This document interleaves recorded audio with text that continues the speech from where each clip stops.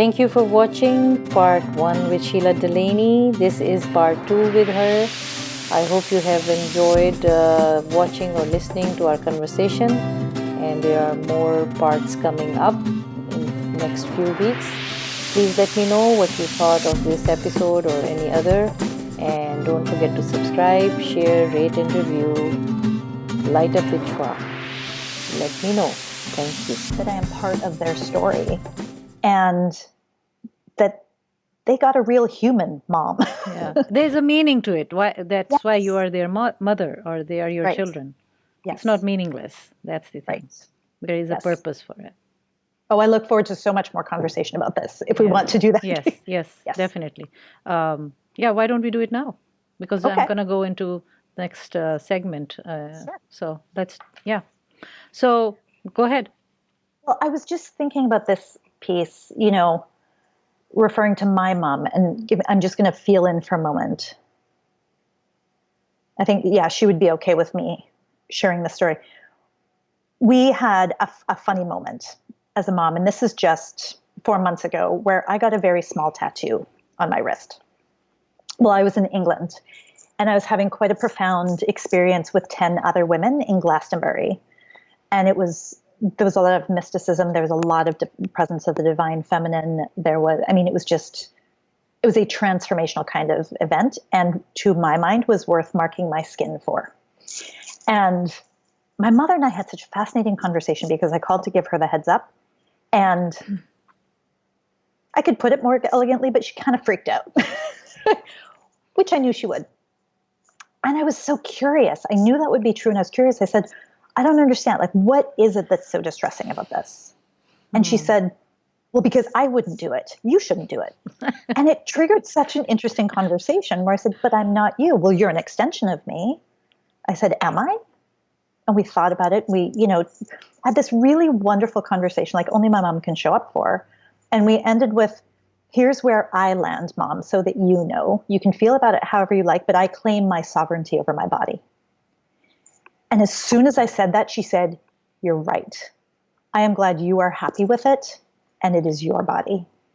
And I felt in this moment what I would describe as a really healthy decoupling of that confused over-identification that can show up in different moments, right? I wouldn't say that's how she parents, but that was a moment. And there was some part of me, the petulant teenage part of me, wanted to say, did it hurt your wrist when the needle stabbed it? I didn't. And we had this really wonderful conversation, which reminded me this is going to be a lifetime journey of remembering that there are times we will be confused, remembering that even if all goes according to plan, I might be, just because I'm their mother, a primary force in their very first wounding story.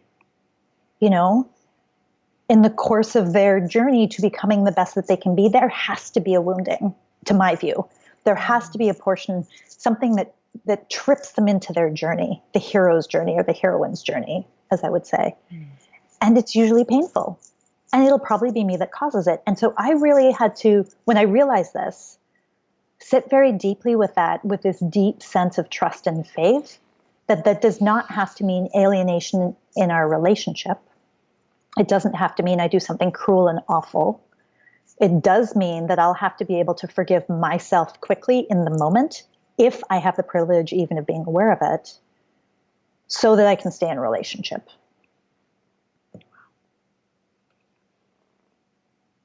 Yeah. Let me pause there.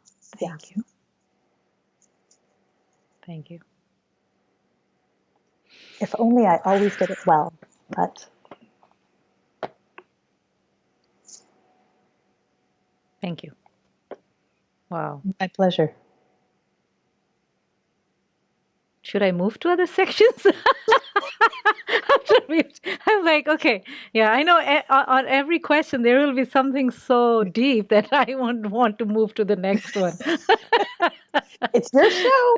I know, but I do want to get everything as much as I can because these are so important, and coming from you is like so meaningful. And because the purpose is to serve and to somebody out there hears this and, doesn't have to even tell me or you, just just goes somewhere to the right person who needs it at the right time. That's what And my my hope, intention. and my hope that I would add to yours as we put this out into the world Yeah. is that it just opens up, even if it just cracks a door of Yes. curiosity Yes. or wonder or what if, Yeah. then isn't that a gift right Yeah, there? exactly. Exactly. Just enough to change the Yeah. light or change the view. Yep. Yep. Thank you. And what do you want your children to remember about you? Something that can help them. I hope that they will see me as a model for taking responsibility for our own journey and our own selves. As somebody who was imperfect and, more importantly, not pursuing perfection, who could come back and take responsibility and be willing to change her mind. So with my kids, when I lay down the law, or when there has to be a natural consequence, there's been either a bad decision or just they're figuring something out and the structure suddenly feels really important. If they come to me and make a reasonable case for an alternative, I will always consider it. So if I say no phone for a week and one comes back to me and says, I hear you, and I'm going to need my phone because I'm going to be on the bus for this, this, and this. Would you consider something else? I will always consider it. I might not always say yes. But my hope is that spirit of being in the world will plant a seed for them. And I hope that they will remember me as loving and open-hearted. What I know they will remember is that I cry at Kleenex commercials. Yeah. But do you think that you are, or is there something that you think that you're not, but you do want them to remember you? I think that fundamentally I am, and I know that that's how I show up in the world, and it includes my kids. I think that in fact, we're in a season right now where for me, what I can speak to is over the course of the past year, what are the implications as a mother to drop into something like depression, which I really went into for the first time. I chose to say, I am depressed and this is not who I am. And I don't like how I'm showing up. I don't like my anger.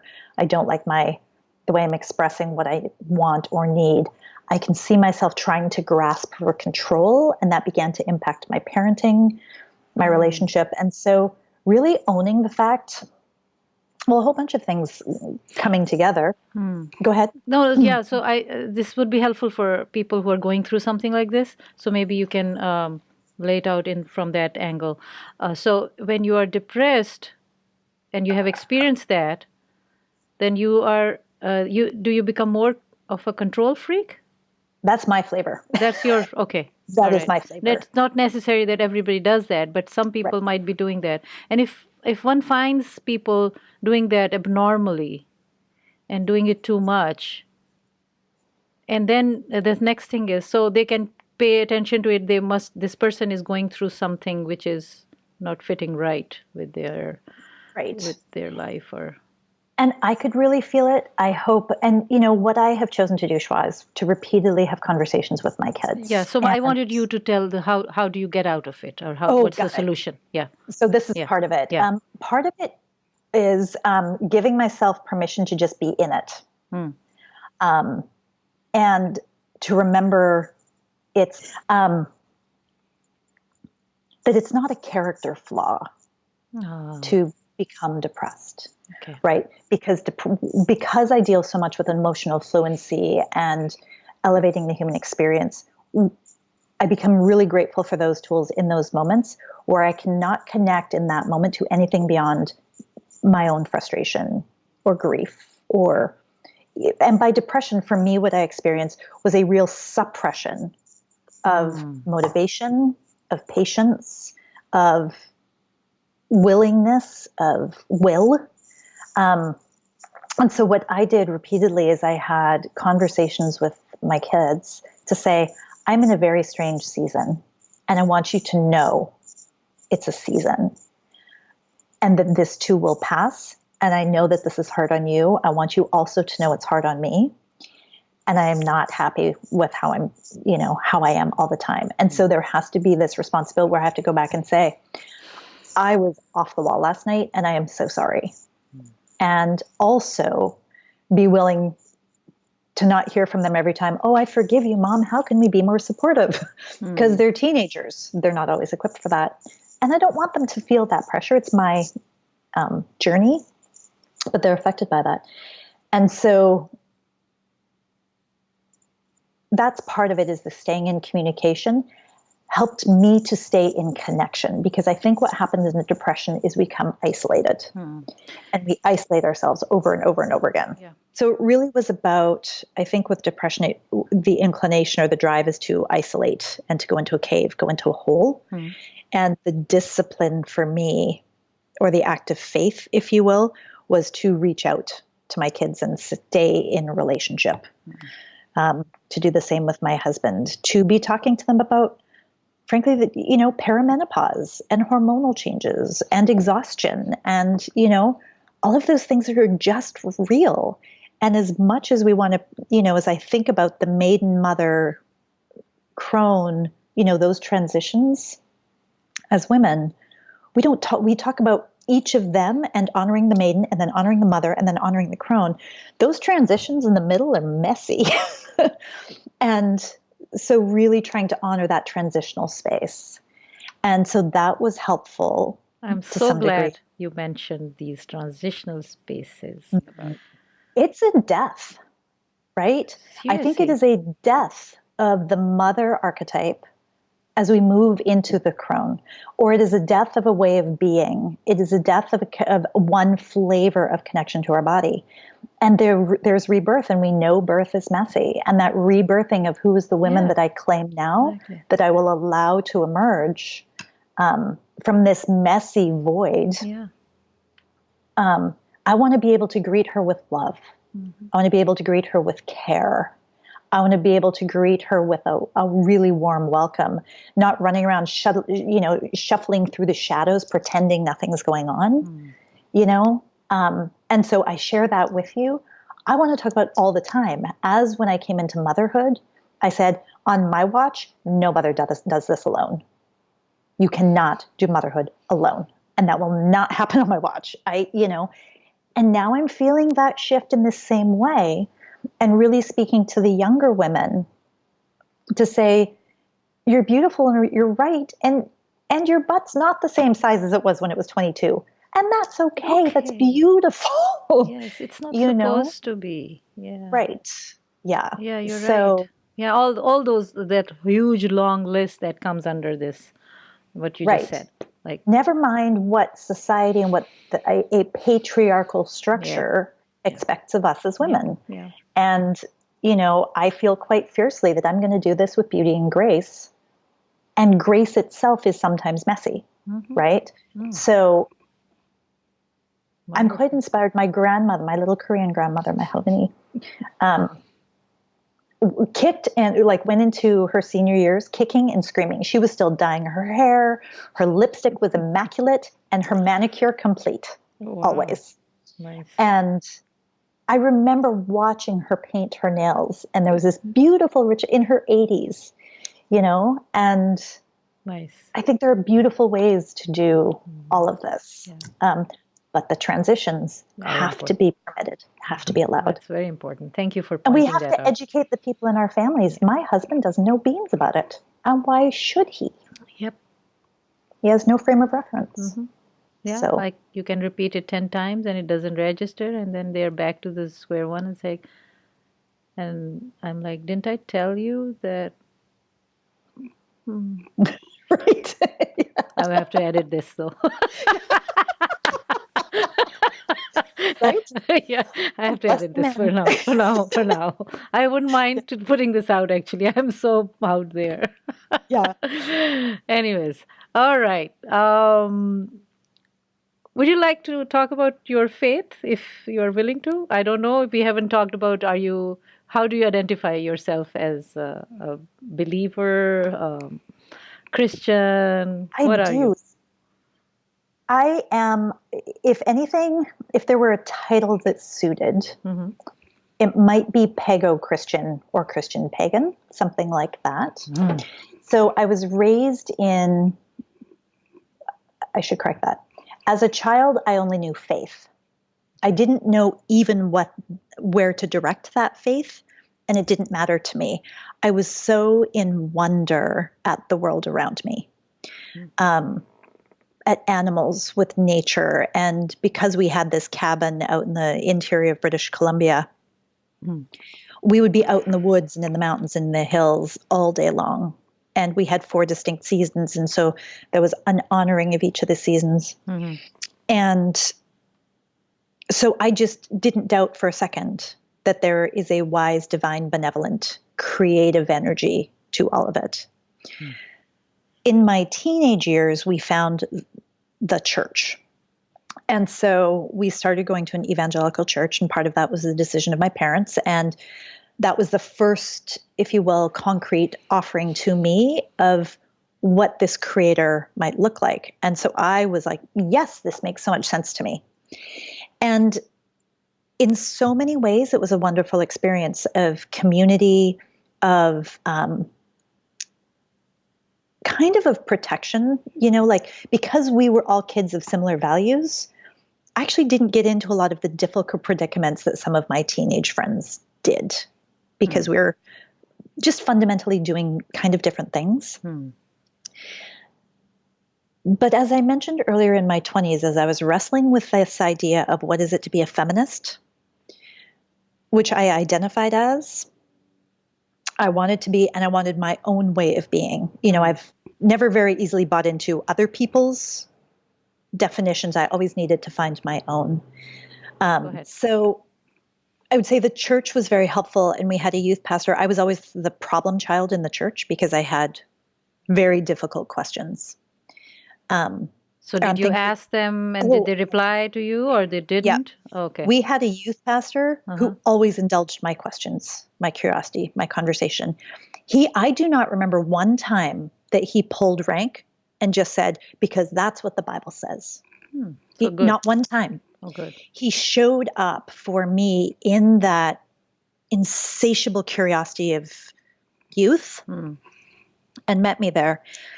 And then I started digging in, and the more and more I looked, I became very tired of not seeing myself in God when I know I am a part of God. I know I am a reflection of God in my feminine form.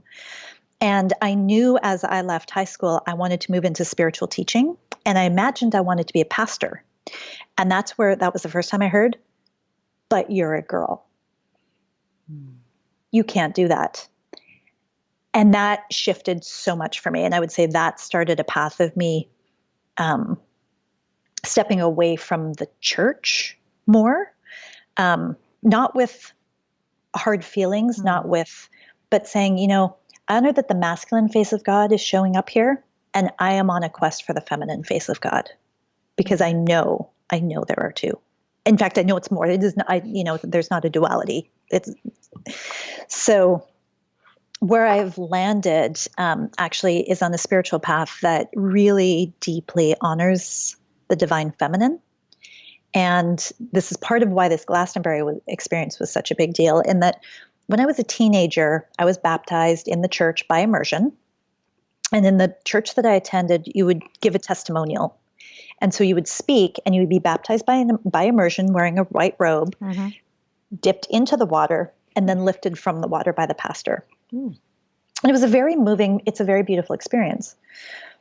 When I was in Glastonbury, we went to a place called the White Spring, and it is so rich with the feminine energy. And I don't know if there's a vortex in this space, but the spring itself is located in a grotto, or in a large cave that's lit only by candles.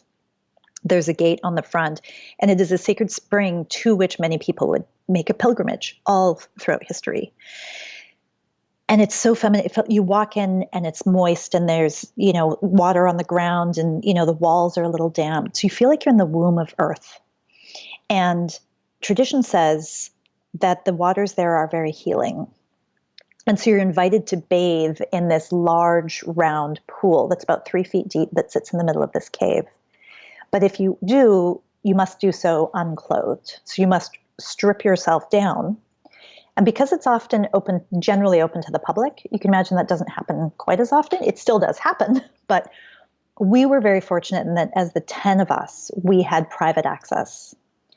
And so each of the 10 of us, we did some ceremony, we did some songs, we had spent some time in ceremony earlier in that day where we set aside very conscious time to weep for all of the disenfranchised women in the world, to speak for into our prayers all of the women who weren't able to, all of the women who have been burned at stakes, all of the women who have been shut down, all of the women right now who are being mutilated, who are being suppressed, who, and it was a really moving, I'd never been a part of anything like that. So when I stepped into the White Spring, and all of us did this, and so we would strip right down and we would hand our clothes to one of our sisters, step down in the spring and do a full immersion, but it's on our own, and we lift ourselves up. For me, as I came up out of that water, I felt baptized in the feminine face of God. So now I've been baptized in the masculine face of God and the feminine face of God, and this comes together in this unique and beautiful way that I am still discovering. And so I work with a lot of goddess archetype. I do work with a lot of energy. In my practice, my connection happens to be into the emotional field, into the heart center. And that's how I coach, even CEOs. That's where I'm leading from. My language might be slightly different, but we're still talking about emotional fluency, about open-heartedness. Yeah, we'll come to that for people who don't understand. And right. Yeah, so yes. Yeah, we'll come to that. Yeah. And so that's where my spirituality has led me. So I have a lot of, again, I feel like there's a parallel in some degree where I find myself standing as a bridge between two things. Irish and Korean, between the corporate and the soulful. And I stand in this place to say that these two things overlap like a Venn diagram or the Vesica Pisces, right? There's a place in the center where we don't have to live in the extremes at the exclusion of the other. And so that's where I feel like my spirituality is really leading me right now, is in this beautiful place where I can have a lot of love and reverence for Jesus, and a lot of love and reverence for Kuan Yin. And what is Kuan Yin? So she's a Bodhisattva, and she is. Is this Orthodox, Eastern Orthodox? This is East.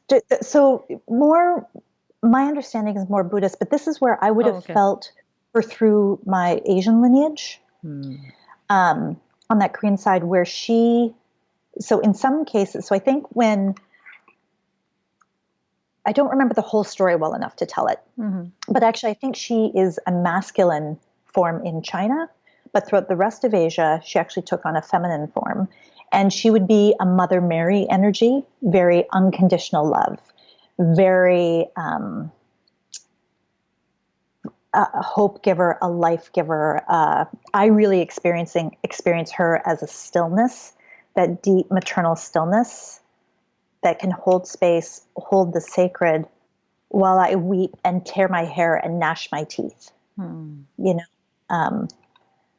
So that's one archetype that comes in. I might have an experience with the archetype of Isis, going through Egyptian. I might, and so really all of this feels a discovery. Each one draws something different from me. And so all of those archetypal energies help me to understand some part of myself differently.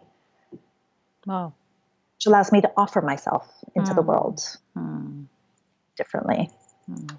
Have you been to any Middle Eastern countries? I have not. Okay. Any Asian other than Korea? Have you been to Korea? I have not even been to Korea. Oh, okay. You haven't. So I've been to Europe. I've been to Mexico. But I have not. And my grandmother and my mom and I talked about going, and we didn't get to do it before she died. And that's definitely something that my mom and I are talking about right now. Yeah. My stepfather is very ill. Okay. And so the traveling isn't happening so much now. Okay. But I haven't. And I feel a pilgrimage coming, when there's space, I think, both with respect to my kids, because I'm in a stage of life. Yep. Yeah. That if I spend too much time in the yearning of that, You won't. I would be disconnected from my life. So I offer that to my future self. It's coming. Yes, I think so too. I can see that in your face. I love it. I think so. Where shall we go, Shwa? Exactly. Okay. If it is meant to be, you never know, right? Right. That's exactly Wonderful. right. Okay. All right. Before I ask you about the healing, more of healing, you did talk about that, but about your emotional fluency, we'll talk about that before I I get into another section of mine. Okay. But can you talk about, because you have been into these experiences faith-wise and experiencing southern side of our country, Yes. and racism and bigotry and all whatever you have encountered, maybe not directly, but you are aware of it, what exists out there. To help our people today, doesn't matter who is listening, being a white woman by color, although the blood is the same. Right. Do you have anything to say to people who are on either extremes? A message that some positive message, so that maybe they can think and come to the middle rather than being in the extreme sides. Either way. I don't know if this question just came up. There's so much there. So let me just feel into. Yes. The first thing that comes up, Shwa, is to remember that we are all, what we share in common absolutely is our Mother Earth, right? Her care, like it's as in a cause in common.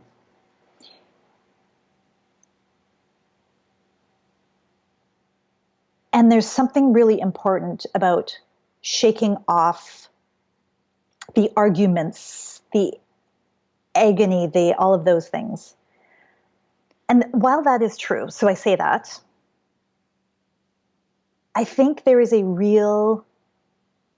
really important responsibility that I know I feel as a white passing woman to be an amplifier for the voices of those who don't have the same privilege that I have. So even as a white passing Asian woman, half Asian woman, I cannot, without great imagination and education, relate to what it's like to be an African American woman right now, or an African American man, or to be those parents who have to talk to their sons right now about how to handle themselves in a traffic stop with the police and where to put their hands.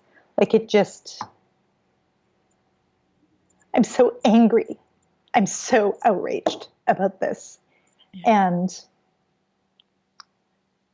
I feel that while I could go to my outrage and that outrage could be polarizing, I think there is a place for righteous rage that unifies us. Righteous rage is important. Yep. That it is righteous, that is not self-righteous, but that it is, I have friends who will say, I'm colorblind. And these are people I have great love for. And I say, but you're stripping somebody of their humanity, like of some really essential part of who they are. I'm like, the American women I know don't want to be grayed out, right? I can't imagine you want to be grayed out. My mom has no interest in being grayed out. And that doesn't make sense to me. So I guess all of that to say, if there's a hopeful place that can help with that polarization, it might be to say that to take a position on this might be the right thing to do. Thank you for watching part 2 with Sheila Delaney. I hope you already watched part 1 with her as well. Stay tuned for part 3 and let me know what you think of any of these part 1, 2, or 3 with Sheila Delaney, and send your feedback or comments, and let me know if you have watched or listened to any other episode from Light Up with Shwa podcast. My name is Shwa and I'm the host and founder of this podcast. Please go to the website and let me know what you think and what would you like to hear or watch. So stay tuned for more interesting and amazing guests and more conversations with Sheila Delaney. Thank you.